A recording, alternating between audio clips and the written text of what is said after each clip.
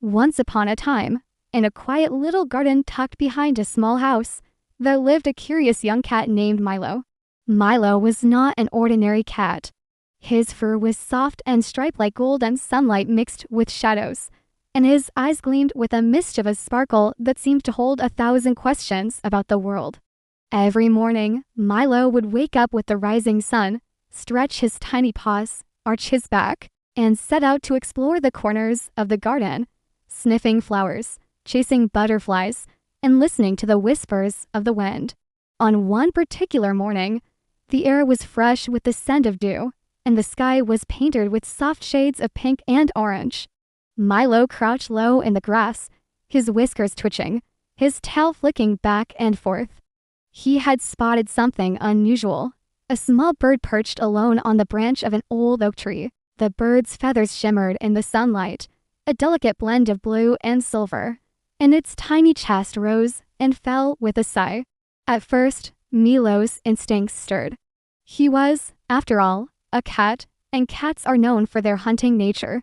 His heart raced with excitement as he imagined leaping onto the branch, catching the bird, and feeling the thrill of the chase.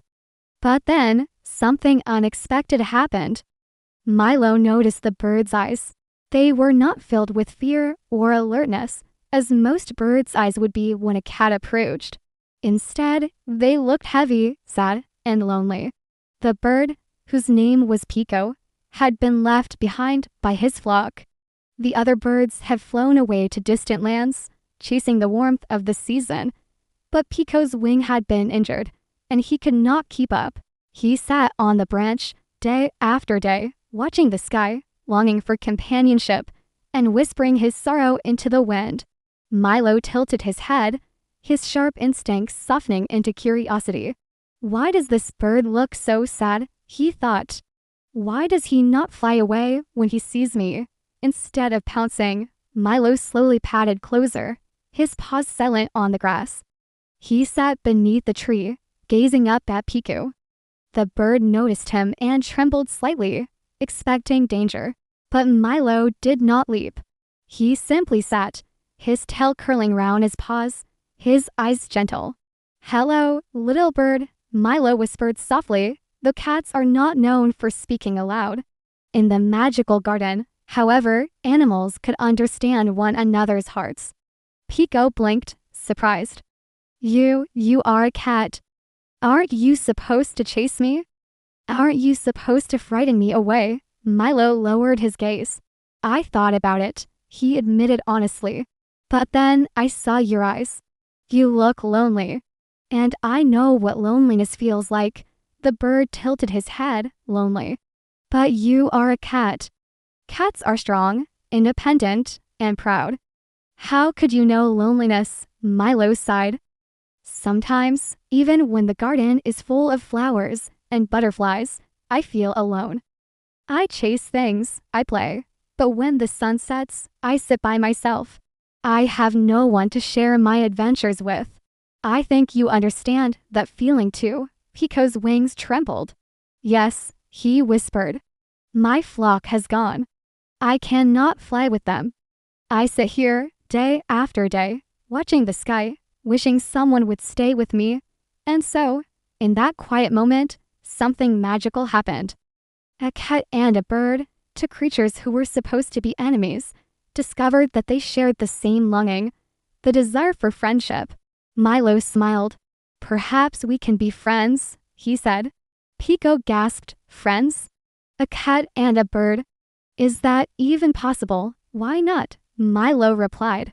Friendship is not about what we are supposed to be. It is about what we choose to be. I choose not to harm you. I choose to sit with you. I choose to play with you. If you choose the same, then we can be friends. Pico's heart fluttered with hope. He had never imagined such a possibility. Slowly, he hopped down from the branch, landing carefully on the grass near Milo. The cat did not move, did not pounce, did not frighten him. Instead, Milo lowered his head respectfully, showing that he meant no harm. From that day forward, Milo and Pico spent their mornings together. They invented games that only a cat and a bird could play. Milo would roll a small ball across the grass, and Pico would chase it with his beak, nudging it back toward Milo. Sometimes, Milo would leap gracefully into the air, chasing butterflies, while Pico fluttered his wings and sang cheerful songs to encourage him. The garden, once quiet and lonely, now echoed with laughter, chirps, and purrs. The flowers seemed brighter, the sun warmer, and the wind carried melodies of joy. But their friendship was not without challenges. Other animals in the garden watched with disbelief. A squirrel whispered to a rabbit, "Have you ever seen such a thing? A cat and a bird playing together? Surely it cannot last." The rabbit shook its head. Cats are hunters. Birds are prey. It is against nature. Yet Milo and Pico ignored the whispers. They knew that friendship was stronger than old rules. They knew that kindness could rewrite the laws of fear. One afternoon, as the sun dipped low and painted the sky with golden light, Pico looked at Milo and said, "Do you ever regret not chasing me? Do you ever wish you had followed your instincts?" Milo thought for a moment. "At first, maybe. But now I see that chasing you would have given me only a moment of excitement. Being your friend gives me endless joy." "I do not regret it," Pico smiled, his feathers glowing in the sunset. "And I do not regret trusting you. You have given me more than safety. You have given me companionship." As days turned into weeks, Pico's wings slowly healed. He began to flutter higher, testing his strength. Milo watched with pride, cheering him on. "One day you will fly again," Milo said. "And when you do, I will be here, waiting for you to return." Pico nodded. "And when I fly, I will carry your friendship with me. Even in the sky, I will remember the cat who chose kindness over instinct." The garden became a symbol of hope. Other animals, once doubtful, began to believe. The rabbit hopped closer, curious.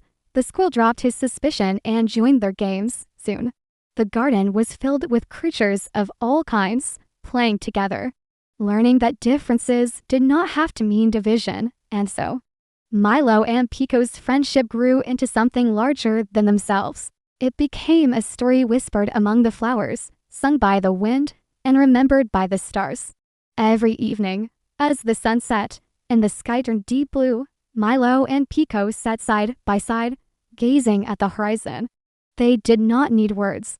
Their hearts spoke in silence, reminding them that true joy comes not from chasing or conquering, but from sharing and caring. The moral of their story was simple yet profound. Sometimes the greatest treasures are found not in following instincts, but in choosing kindness. Sometimes the most unlikely friendships become the most beautiful. And so, the cat and the bird lived happily, teaching the garden and anyone who listened that friendship can bloom anywhere, even between those who were never meant to be friends.